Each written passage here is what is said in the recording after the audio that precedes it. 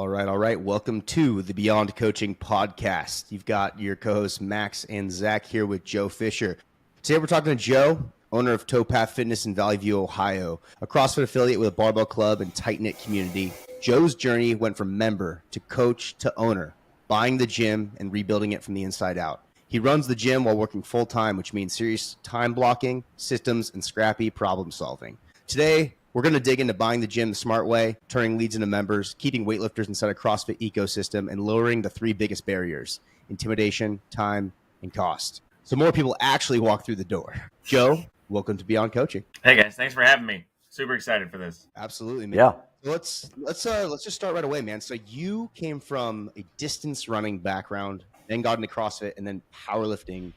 How did that all start? So the distance running started as when I was leaving the Air Force, wanting to stay in shape, but not really yet being familiar with the weight room or anything like that. So what I knew from training in the military, basics of push-ups, sit-ups, and running. So I found a track while I was working on my undergrad degree. It was running between classes, and it just became I had the time, so I kept running. And then, I had a certain block of time, and I just started running farther in that amount of time. And then next thing I know, I'm regularly running long distances. But with running that kind of distance and not doing any other training, you start ending up with injuries that come from that level of running. So part of it was just looking to stay in shape for other things and avoiding injuries. CrossFit was big at the time. I had a lot of friends who were getting into it, and it became a constant kind of theme of me being like, man, I want to train more. I want to learn more. People were like, come do that CrossFit thing. And I'm like, yeah, I'm good. It had that reputation back in the day of being like, not great. What year was this? This would have been 2013. Wow, early. Okay. Yeah. Yeah. So right as it was really starting to become more mainstream, there were a lot of gyms popping up, and a lot of them had that mentality of, training until you're injured and then continuing to train and lifting heavy and going fast until you puke and that kind of stuff. And I was kind of avoiding all of that. I was like, yeah, I love the idea of the programming and, somebody else there in the community to help support.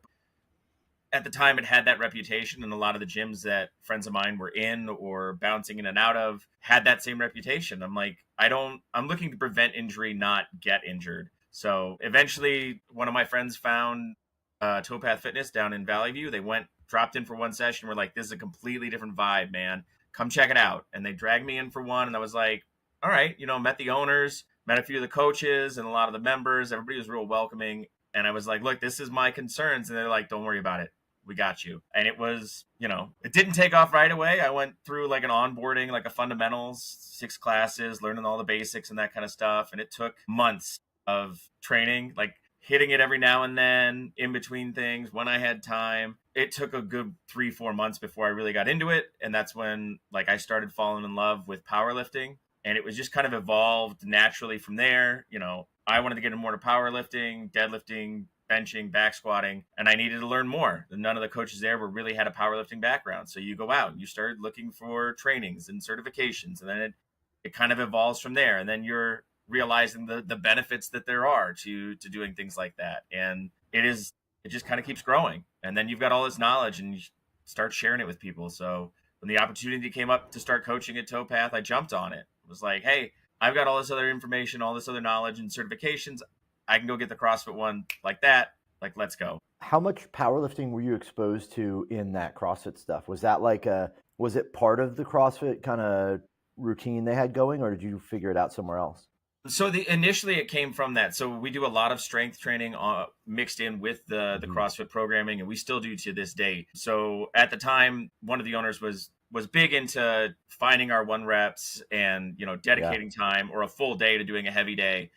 And that's really where it came from, was one of those first days hitting a PR on a deadlift and knowing my form was getting better. And it was like, I want more of that. So it kind of grows from there. It's interesting to me because, with barbell movements, frequency is such an important modality for training. And obviously CrossFit is sort of anti-frequency. It's almost the idea. I mean, if we go back to it started about, was it Glassman? Yeah. The whole idea is you're a jack of all trades. You do everything, and the frequency just changes. The variations are obviously, there's so many variations of what you would do in a workout. How did you sort of deal with that mentally as you wanted to progress your strength training, but also still trying to join the WODs and be in those workouts, and especially as you started coaching classes? Because for me, they're almost like combated principles. I mean, on the surface, yes, but they're not. Essentially, and this is something I still carry forward today in training others, is learning how to, and dedicating that time to be better at a movement like a deadlift, a back squat, a bench press, makes you better in CrossFit. And the training in CrossFit works as almost your accessories when it comes to that deadlifting and the powerlifting stuff. If you're doing the programming right, and if you've got a good training cycle, like they balance each other out. CrossFit becomes like that accessory work to help you carry on further. And then being able to move the barbell better in powerlifting and all that kind of stuff helps in the CrossFit workout. So I can cycle a barbell faster because I'm used to doing heavier weights and slower reps with the powerlifting. I mean, the same thing carries through with Olympic weightlifting. A lot of what CrossFit teaches will get you 90% there, and that last 10% makes a huge difference when it comes to cycling. So if you want to get better at CrossFit, you need to learn these things as well. And learning that little bit extra on powerlifting and that little bit extra in Olympic weightlifting makes you a better CrossFit athlete, because now I can cycle that barbell faster, more efficiently, and safer. And then I just got to worry about the cardio component on the other side of it. So they really just balance each other out. How many CrossFit gym owners and coaches do you feel like do actual like long-term planning when it comes to building workouts, training cycles? Like it's funny. So like I do a lot of jiu-jitsu, and I can tell a good jiu-jitsu gym versus a bad jiu-jitsu gym, where my wife used to live on Oahu, and I used to go to a gym there, and it felt like every day the professor would choose what he was going to work on that day and teach you. And it was just this random like vomit of like just stuff. And it was all good content, but like if you're not building on the habits of the previous week or day or whatever, you're not learning. And so I know that like good jiu-jitsu gyms actually have curriculum structure, and there's like a long-term plan. Do you feel like a lot of CrossFit gyms coaches do that, or are maybe coaches aren't incentivized to do that because they don't own the gym? What do you think like that looks like today? So I mean, today what's out there, the atmosphere in the CrossFit space, like there's so many different programming options that people can just buy the programming. So there is some thought to it in that, I'm purchasing programming from Wodify or any of those other ones that is just giving me the workout. So they're not planning it themselves, but somebody is. And a lot of those don't have the same kind of strength cycle to it. It's more strict CrossFit of just constantly varied functional movements, So I don't think there's a lot out there that are keeping like a strength cycle mixed in with their CrossFit, but we continue to do that at Towpath. Every 12 weeks, we're working on at least one or two strength movements, monostructural movements, as well as some gymnastic work. It's one of those ways that, in an hour, I can get somebody progressing on all these different things. We just spent 12 weeks doing toes to bar. So you're spending the first 20 minutes of a class like working through drills and dedicated time to working on that gymnastic movement. You watch everybody across the board improve. You had a lot of people getting their first toes to bar, more people stringing them together more consistently, and then you got people who are definitely progressing and feel like they're progressing. But if you're not dedicating that time and letting people experience those movements or making sure that they're tracking like a lift, they'll tell you over and over again that they don't feel like they're progressing, even if they are. It's easier to show them like, hey, last time you did this, or at the beginning of this 12-week cycle, you tested a 1 rep for a deadlift at 135, and you just deadlifted 155 12 weeks later. So you're progressing. Do you feel like the nature of CrossFit has, like, this kind of gym has changed, where it's, because you've been in it since 2013, right? 2013, it was like the days of virtual shoveling, right? Where it was like, you just make shit up on the fly, no matter how weird it was. And everyone was like really excited about this idea that like, it's like we could do anything. And then kind of over the course of, let's say, 5 years or 4 years, like people start to get this, like, okay, you got to like plan to get better. If you want to be good at something, you got to train it, you got to practice it, you got to do it. And so the evolution of CrossFit, it feels like, moved to like programming. There was big name coaches, people writing programs, setting it out, doing that. And with that came a lot of this like structure where people kind of moved away from CrossFit and were like, oh, I'm doing something similar, but it's like way more structured. And it's like, okay, strength work, then Metcon, then work on weaknesses kind of stuff. Do you feel like there has been any more evolution from that? Like within the space of your gym and CrossFit, has it gone beyond that, people are even like less concerned with doing CrossFit style stuff where it's random and they want more structure or less, or yeah, what is your take on like the general state of CrossFit training? CrossFit training in general is still very much the same. Difference is the attitude of CrossFit as a sport is less go until you puke or go until you're injured, and more scaling for everybody, trying to get everybody in the door and keeping them healthy and progressing. So that mentality has changed. There is still a whole lot of throw whatever at the wall and see what sticks.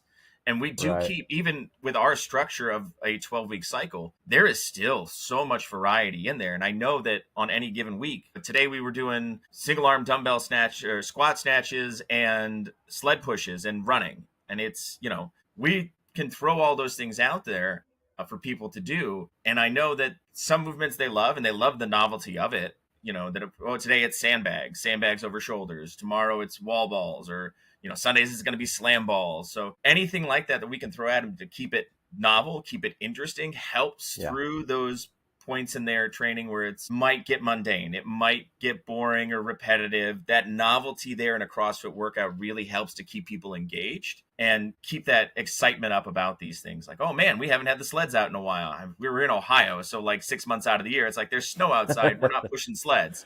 Yeah. It's a different kind of sled.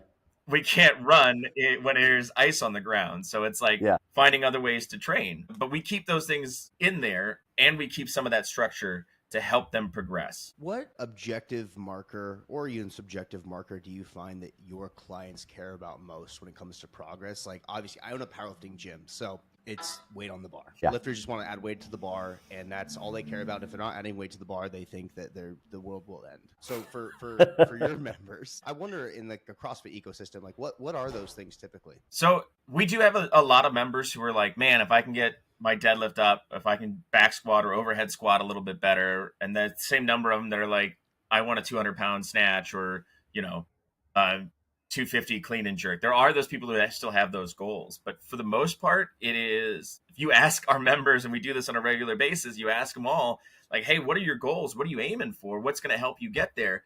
And they want to be fit. That is the general response that comes back. They just want to be more fit. So for a lot of them, those signs of progress are things like they're getting better at some of those gymnastics movements. We had a woman who's been coming to that gym longer than I have, hit her first rope climb yesterday, and she was ecstatic. Wow. Just, she struggled through it, made it to the top, and was then scared to get down. But yeah, it was one of those that, like, those kind of things are big for them. And it's just as big as putting another plate on the bar. Yeah.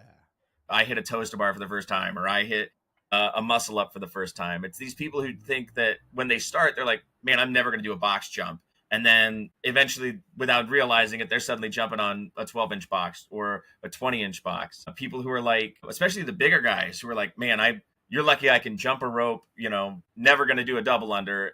And you're like, hey, dude, if you do this and this, we practice a little bit, bam, they're hitting double unders. And those little moments like that, hitting those skill movements, is how most of them are measuring their progress, because they can see that. Like, your toes hit that bar and a toes to bar, you know, and it's there, I got it. Do you feel like there's a big benefit to that for most, like Zach and I are, like we just said, really familiar with the idea of like the only thing that matters, not even like your 3-rep max. The only thing that matters is, did I bench press more? Did I squat more today? And it's like, no matter what you do outside of that, it doesn't matter if it's not like the end goal. Do you feel though that like you are able to build a better culture because you can sort of say, like, any day of the week you could make a PR on something, and it may not be as meaningful as, say, increasing your back squat or your mile time, but it might be meaningful in that, like, you know, hey, you're better at, you know, whatever, PR, you know, dumbbell snatch or something, or PR workouts, like those workouts, the WODs where they have time stuff. Like,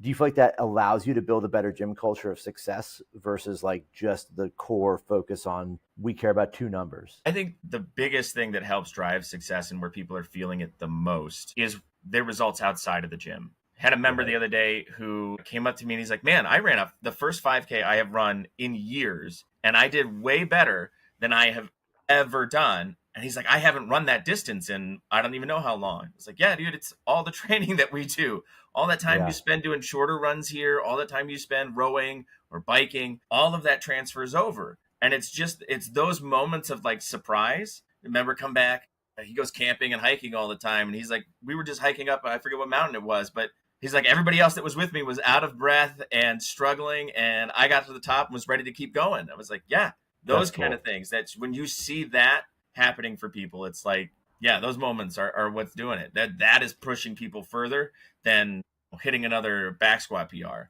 Those are still happening, but yeah.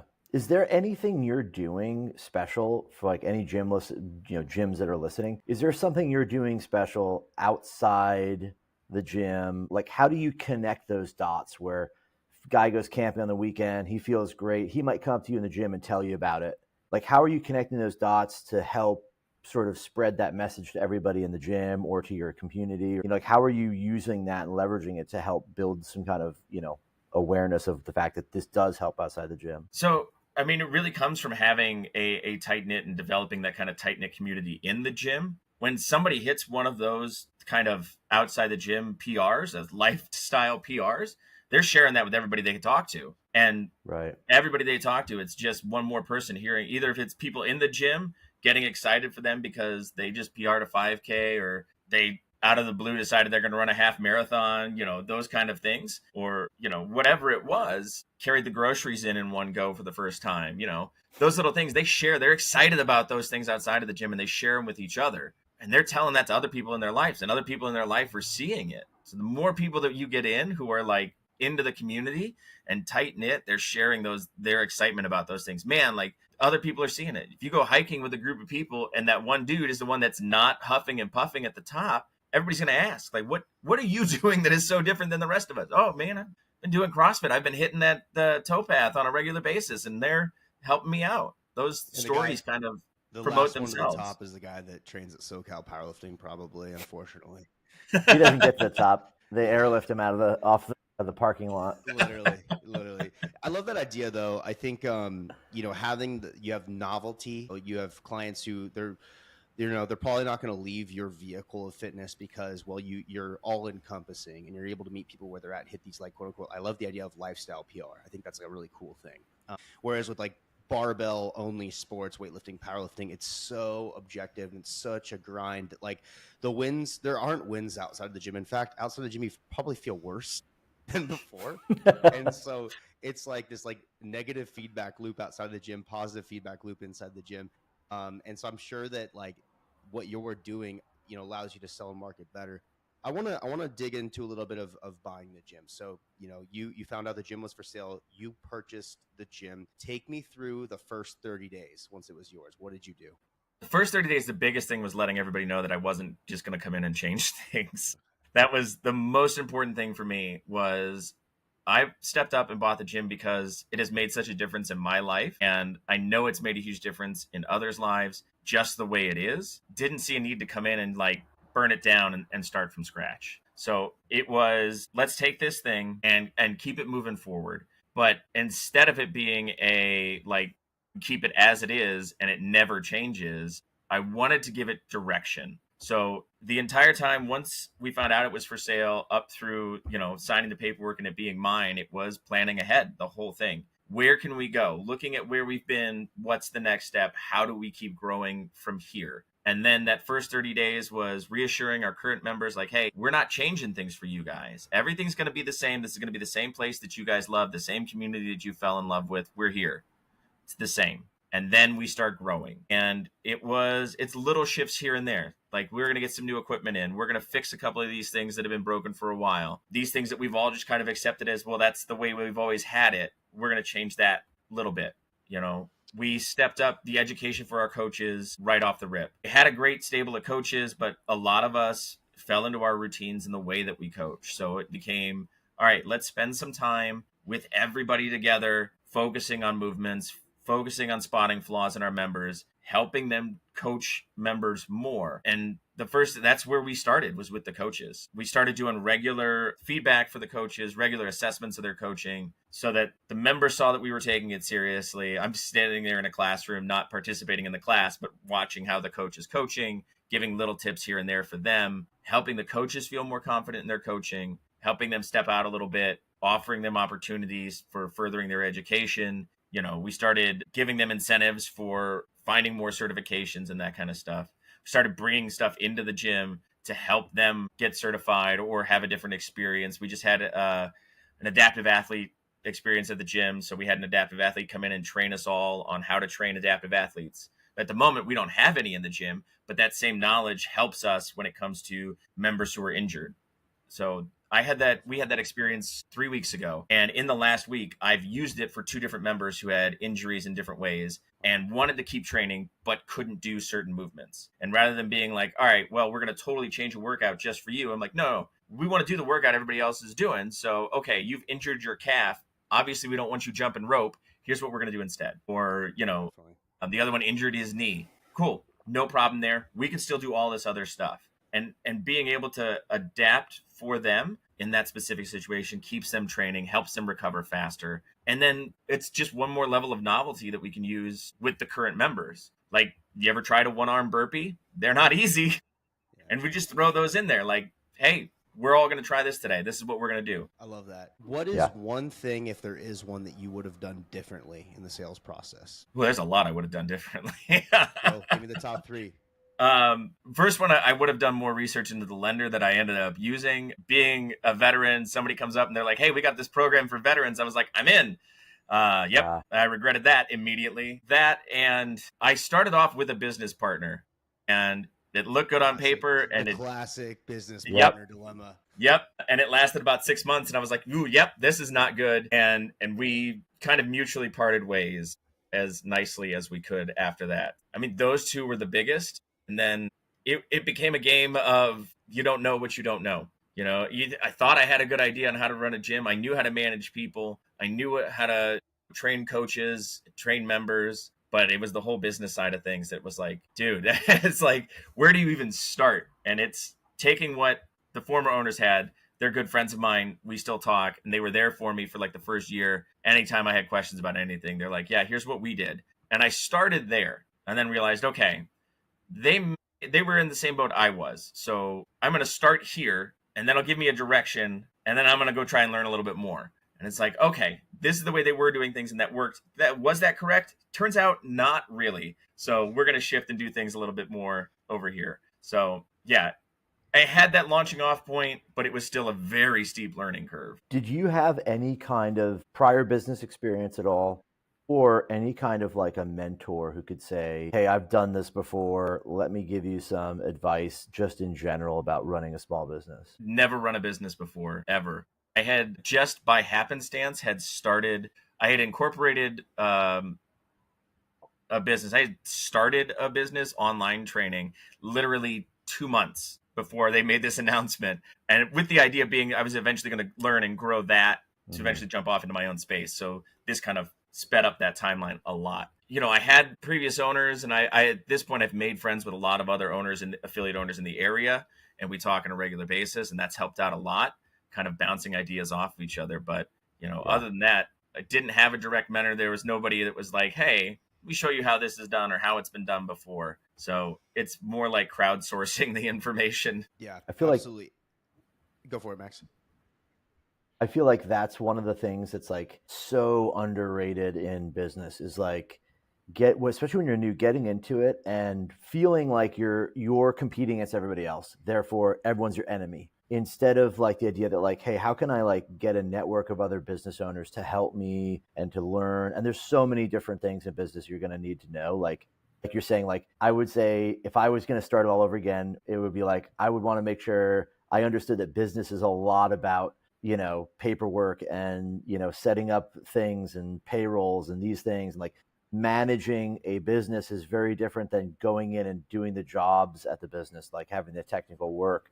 And there's a lot you can learn from any kind of business, but having that mentorship, I think, is such a valuable thing that I was just, when I started, I didn't really think about that. I just thought, oh, it's like, I'm just going to train people. And if I'm a good coach, people will find me.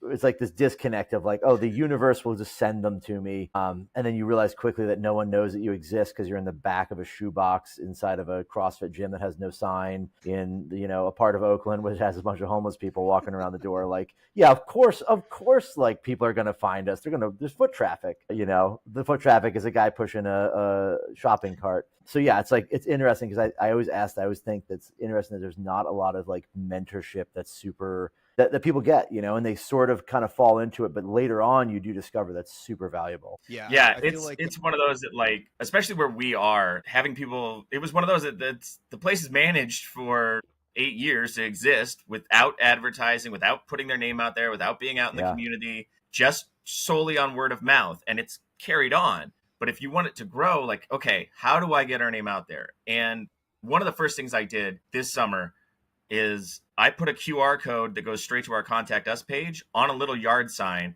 I walked across the street to a running path and just staked the sign in. And immediately I'm getting contacts from people left and right who are out there on that trail. And they're like, where is this gym? And I was like, well, if you're staring at the sign, you just look up and across the street, that's our building. And they're like, what?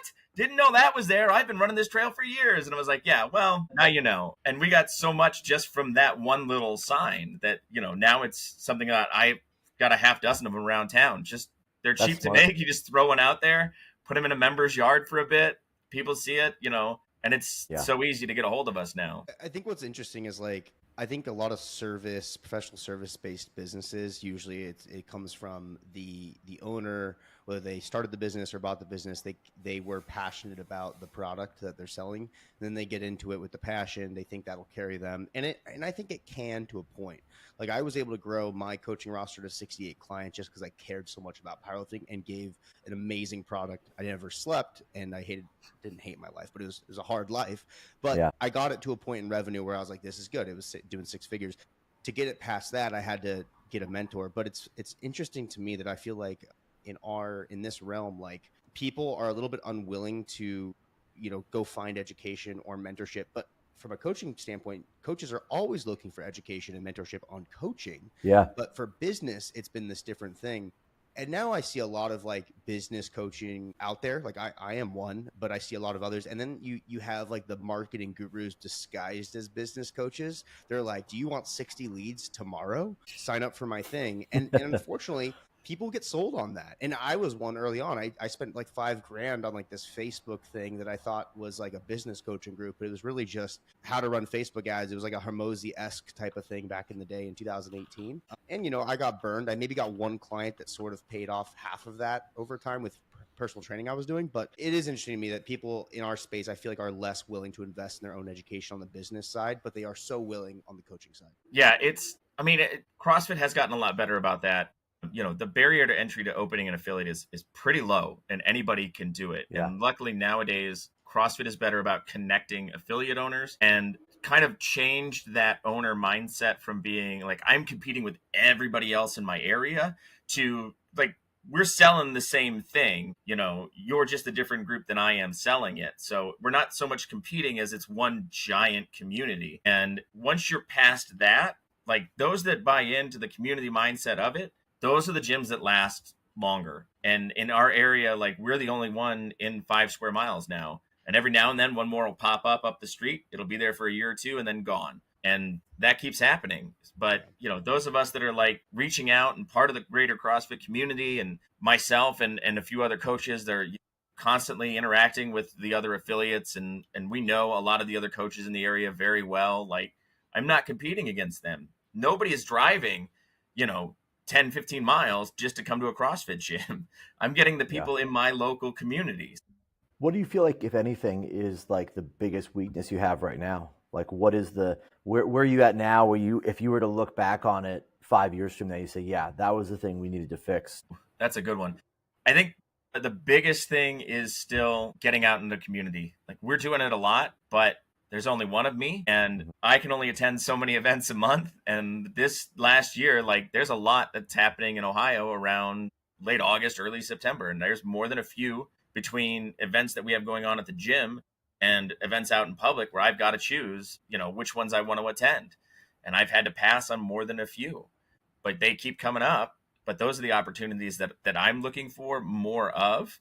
And trying to get my coaches to be like, look, I will pay you, go sit at this event and talk about what we do. And most of them, it's a part-time job or a hobby job for them, little extra income. So, like, yeah, I don't really want to waste my Saturday, like, 8 hours sitting at some event. And so it's like, all right, I get that. But, those kind of things, the more we get out there, the better. And wish I had started that right off the rip and, could do it more than I currently am. So one of the things that really impressed me about you when we chatted previously was your DIY style of running this business. You're scrappy, it's bootstrapped, it's solid.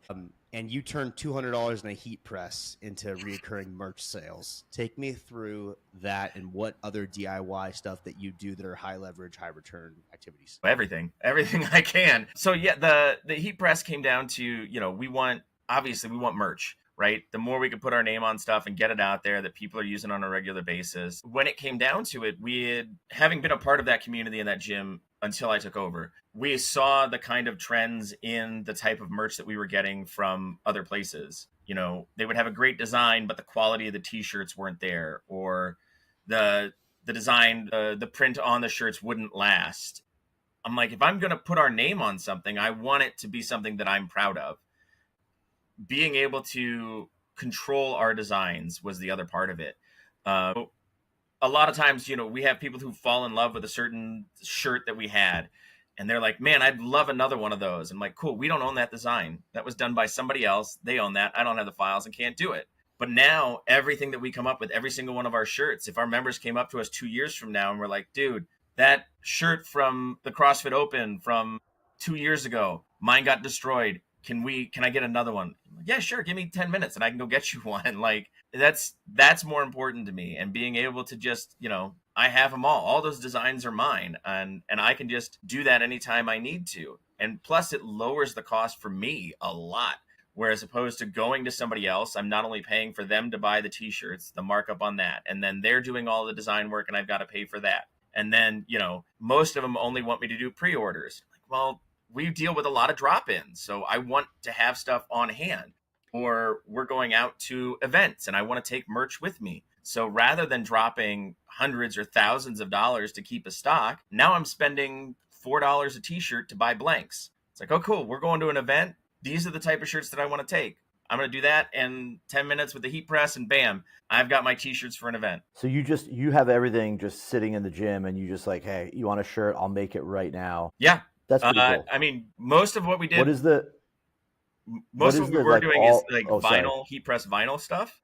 Right.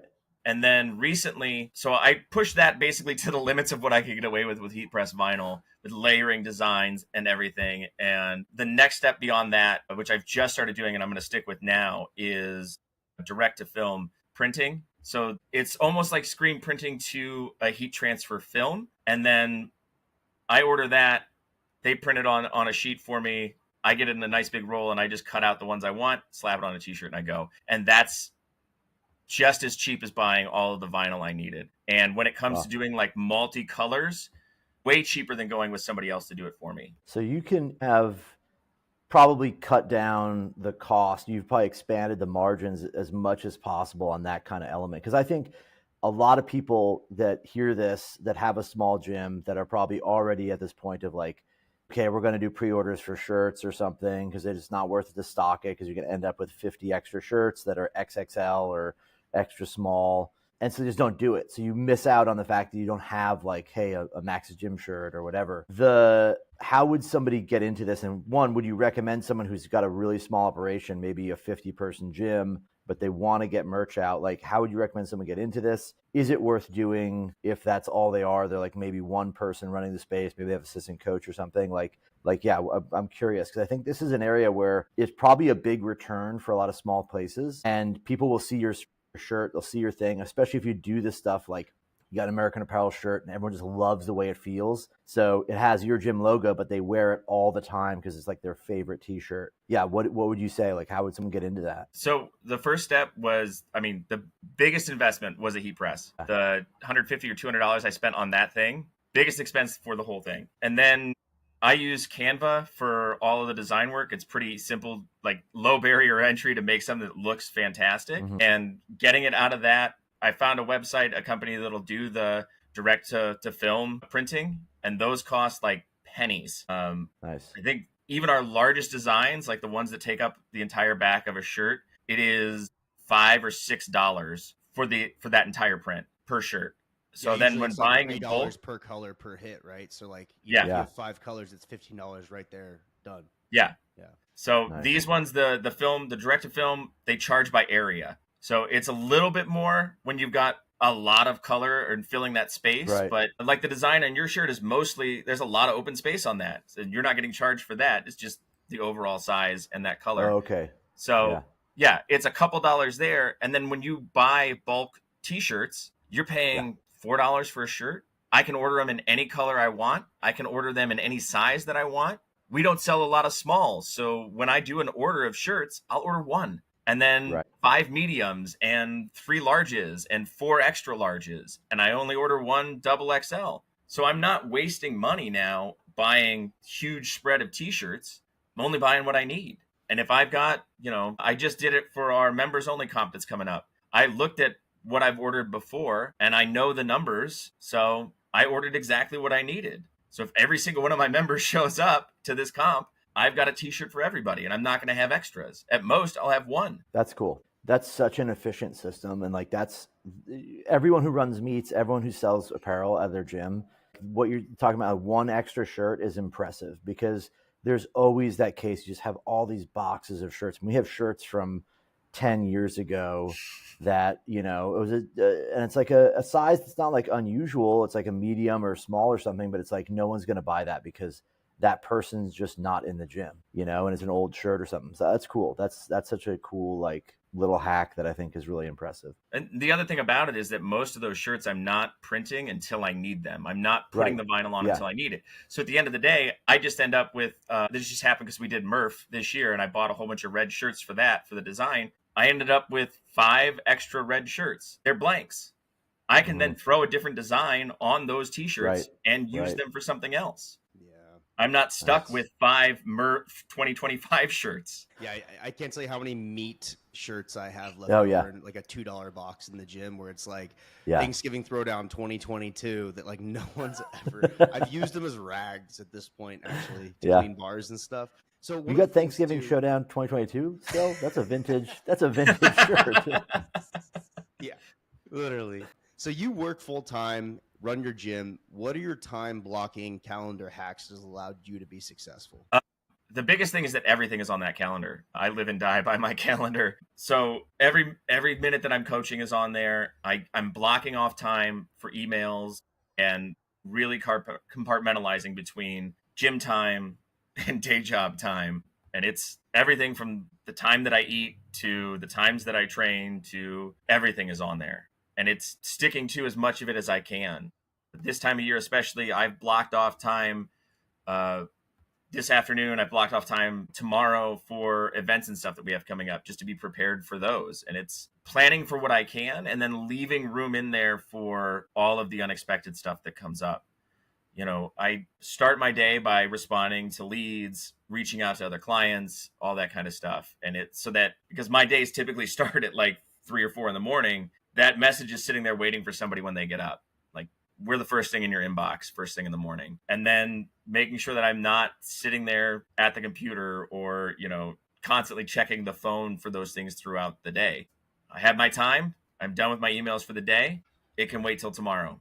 Or if something urgent comes up, I'll have time in the evening. Unfortunately, like the day job, I've got to set time aside for that. Occasionally try and squeeze in a little extra, emailing or marketing or something else. Like, hey, I'm going to put up a social media post while I'm on lunch or something like that, where I can. But yeah, and then it's really sticking to that schedule as much as I can. I think a common misconception that people have is that the calendar is only supposed to be for meetings, face-to-face things, or classes, things like that. And the fact of the matter is it should be used for all things, even task-oriented activities like sending emails, responding to DMs, posting something on social media. And a huge mistake that a lot of gym owners and coaches make is they allow these tasks to sort of fill in these like quasi gaps of time they have between clients. And the issue with that is they're constantly overwhelmed and anxious and think they're missing things because they probably are. And 2, the output is not as high of quality as it would be if we actually got into the right frame of mind and flow state to do said task. And so that's something that me personally as well, when you said that, I resonate with wholeheartedly, because my calendar most days from 5 a.m. to 6 p.m. is completely time blocked with different tasks, calls, meetings, things that I need to hit, so that I know if I close my laptop at the end of the day, I did the thing. It's done. I can move on to the next thing, versus feeling like this constant state of overwhelm and anxiety that like I didn't hit all the things that I need to hit. And the fact of the matter is, sometimes you don't hit everything in the task list, and that's okay. But if you're organized, you know what you missed and what you need to then push on to the next day or follow up on the weekend and whatnot. Yeah, I mean, also especially as being the owner, when those things started taking off, being able to time block those things was essential, because otherwise I'd find myself, we have a break between when the 6 a.m. class gets out at 7 and I don't start coaching again until 9, and I've got those couple hours there where I'm trying to get stuff done. If I'm spending the first 30 minutes of that going, okay, what do I need to get done for today? What is the most important thing? Where is my to-do list? I'm spinning my wheels and it's just wasting time. Whereas I now plan for that and I look at it and go, all right, it's 7 a.m. Everybody's out the door. Time to sit down. I'm going to answer some emails for the next hour. And then, I've got another hour here. So we're going to go do this, or it's maintenance on a barbell, or whatever the tasks are for the day. And it's so much easier. It's so much less stress to be able to just be like, bam, here it is. We're going. There's a whole element too of like, when you define what it is you have to do and you allocate it to something, you are able to prioritize it. And then there is never a question. It's like, if you just have this cloud of idea in your head of like, we need to build this or do that, or I need to go do these things, or I need toilet paper in the gym, and there's no allocation of this is now a task, and every task is broken down into small time frames. It's like, then you're just knocking those off, versus like this idea that like there's 100 things you have to do. It becomes like, it can easily become overwhelming to where it's like, oh, there's a lot of stuff to do. I'll just push this around, and you're just kind of moving it around your mind, but you're not actually accomplishing anything. When you actually allocate it to tasks, like, hey, you need to, at 10 a.m., set up a Costco delivery order. You need these 10 things. That's like a 5-minute job that gets done so quickly, instead of it being something that weighs on you for 48 hours until you finally go and do it.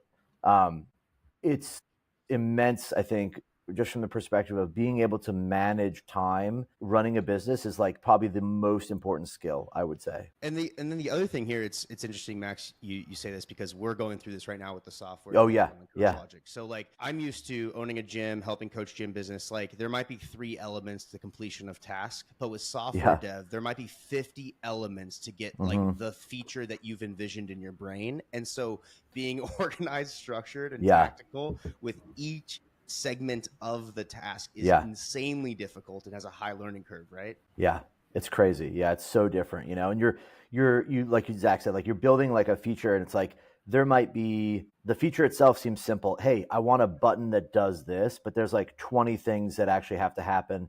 And then there's multiple places it has to occur. There's subtasks. And there's just like a whole like understanding, like for me, it's made me grow a lot, in the sense that like I now have to understand and think about like, what exactly needs to happen for this to exist? And okay, instead of saying, hey, I want a thing that does X, Y, Z, it's like, I need this to do this to do that, this to do this. And you're going to need to put code here, here, here, and here. And at the end of the day, it's actually more empowering, because right away, there's 20 tasks, but each one is only a 30-minute or an hour job, which means that you can get a huge thing accomplished if you really get good at planning. 100%. And yeah, it's been a cool learning lesson for me too, because I think like what we've learned building Coach Logic has allowed that can be applied to any large epic business task or plan, marketing plan, huge launch strategy, like whatever it is, defining task and what needs to be completed for it, I think is massive.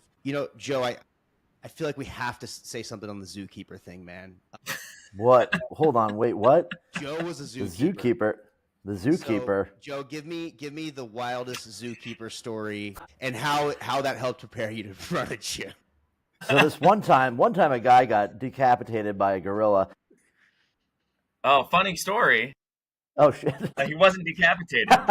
Yeah, I mean, the Harambe one? No, not that one. Oh god. I was the guy who shot Harambe.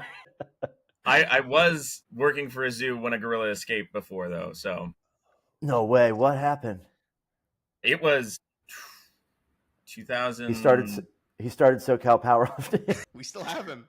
I think it was early 2000s. The zoo that I was working at the time, one of the gorillas, there was bamboo growing in the exhibit, and he just pushed over one of the trees and scurried out. Luckily, it was like during the school year, so there wasn't many people there at all. But the male got out and just kind of like was looking around. The couple people that were nearby ran, informed the first person they saw, which happened to be one of the food vendors, and it was some teenager. He ran over there to see for himself.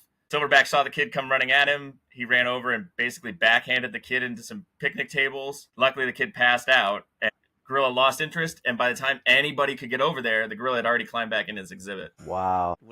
He's well trained. Damn, dude. Yeah. Damn. Things like that happen. I mean, let's see. I was working for a place in Florida, a large cat sanctuary, and I was in an enclosure with a mountain lion. We did that on a regular basis with her. She got playful the one day and rolled over on her back like a house cat does, but she pinned my feet to the ground because she rolled into me. So now I've got a 200-pound mountain lion on her back looking for belly rubs, while I'm standing there and I can't move. So just kind of sit there and wait until she loses interest and walks off. Yeah. Dude, yeah. You don't want to be in a position where you got to do a whole segment. Yeah. There's a whole podcast we have to keep going here. Damn, that's crazy. I love it. So as we close here, and we're going to have to do a round 2 at some point with you because there's so much more I want to get into, or this episode could take 3 hours itself. But as we close here, I guess, what would be like the biggest piece of advice that you would give coaches looking to buy the gym that they're at or start their own gym? The first thing is educate yourself. The more you can learn as a coach, the more of an expert you can become in whatever your preferred training is, the better. That is going to leverage you because that's a large part of the business. And if you can do that without thinking about it or putting as much effort into it or stressing about it, it's going to make learning the business side of it easier. And the other thing is just do it. Just take the step and start, because otherwise it's one of those things that I always kept as like a pipe dream, like retirement plan. One day I might. And then when the opportunity comes up, you just jump at it. Do it. You can start those kind of things small. Find a gym that has space and sublease a corner of it a couple days a week to train people and put yourself out there. Just start doing it. Definitely. That's love cool. that, Joe. Well, hey, we appreciate your time today, man. Looking forward to launching this one. Thanks. It was great. Anytime.